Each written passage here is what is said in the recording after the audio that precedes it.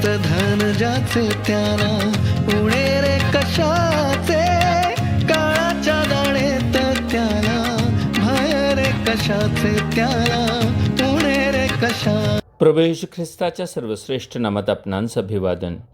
पवित्र शास्त्र बायबलमध्ये 73व्या स्तोत्राच्या 11व्या वचनात स्तोत्रकर्ता आसाफ दुर्जनांबद्दल असे म्हणतो. ते आणखी म्हणतात, देवाला कसे समजणार, परात्पराला काय ज्ञान आहे. मनुष्याने निर्माणकर्त्या परमेश्वराबद्दल असे बोलणे किती हास्यास्पद आहे.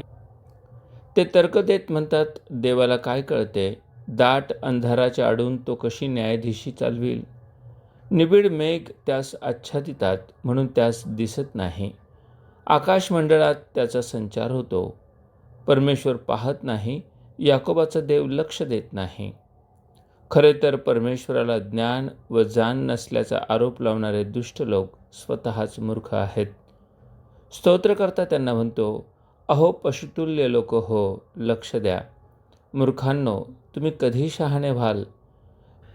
ज्याने कान घडविला तो ऐकणार नाही काय, ज्याने डोळा घडविला तो पाहणार नाही काय. जो राष्ट्रांचा शास्ता, मानवांचा ज्ञानदाता, तो शासन करणार नाही काय. ज्याला देवाने आपल्या ज्ञानाने भरले तो पाऊल आश्चर्य करीत म्हणतो, आहा, देवाच्या बुद्धीची व ज्ञानाची संपत्ती किती अगाध आहे, त्याचे निर्णय किती गहन आहेत. प्रभूचे मन कोणी ओळखिले, आणि त्याचा मंत्री कोण होता, म्हणजे त्याचा सल्लागार कोण होता. अर्थात ज्ञानसागरास कोण ज्ञान शिकवेल.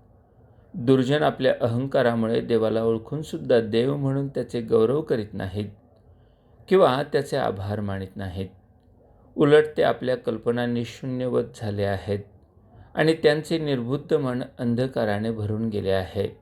स्वतःला शहाणे म्हणता म्हणता ते मूर्ख बनले आहेत.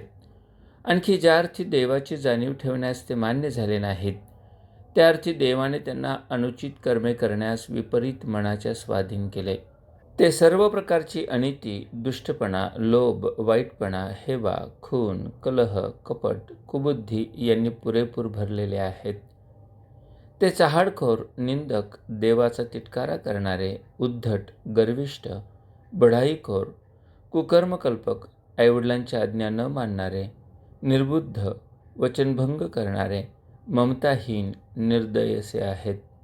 देवाच्या नीतिमत्वाचा जो नियम, तो असे सांगतो की जे लोक असे वागतात ते मरणास योग्य आहेत.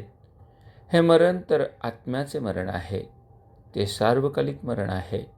त्यानुसार त्यांचा आत्मा अग्नी व गंधकाच्या सरोवरात म्हणजेच नरकात अनंत पीडा भोगाव्यास टाकण्यात येईल.